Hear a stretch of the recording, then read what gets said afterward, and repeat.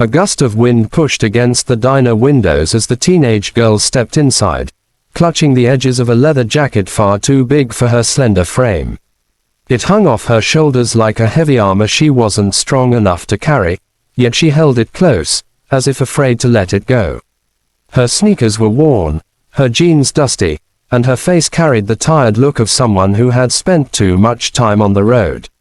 She chose the far corner booth, keeping her head down while rubbing her hands together for warmth. Moments later, the rumble of several motorcycles filled the quiet parking lot outside. The floor seemed to vibrate as a group of bikers entered, their presence instantly shifting the atmosphere. People stiffened. The staff glanced nervously at one another.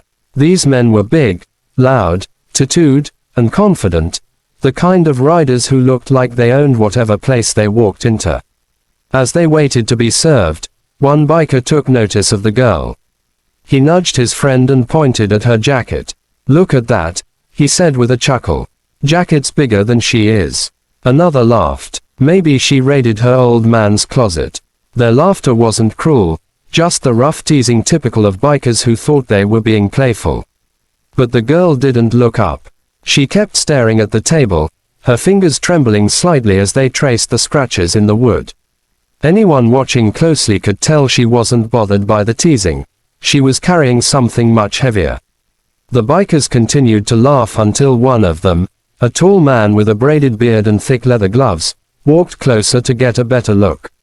As he stood behind her, his laughter died instantly.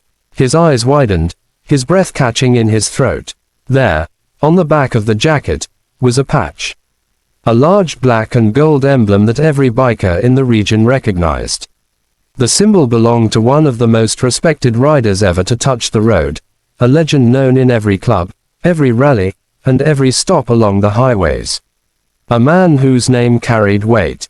Embroidered beneath the emblem were the words, "In loving memory." The biker suddenly felt a lump rise in his throat. He removed his gloves slowly, almost reverently, as if touching the jacket would be like disturbing a sacred relic. "Kid," he said softly, "where'd you get this jacket?" The girl finally looked up, her eyes tired but steady. "It was my dad's," she whispered. "He passed away last year." The biker took a step back, his chest tightening. "Your dad was Ghost Rider Mike." She nodded, just once.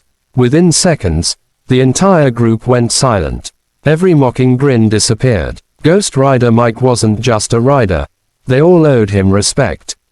Some owed him their lives. One biker pulled out a chair and sat beside her, lowering his voice. "Your father was a good man. The best." Another placed a $20 bill on her table. "Order whatever you want." A third gently placed his own jacket over her shoulders. "Your family here. You're safe." The girl had come in alone, invisible, unnoticed. Now, every biker in the diner stood guard around her, because her father's legacy still rode with them.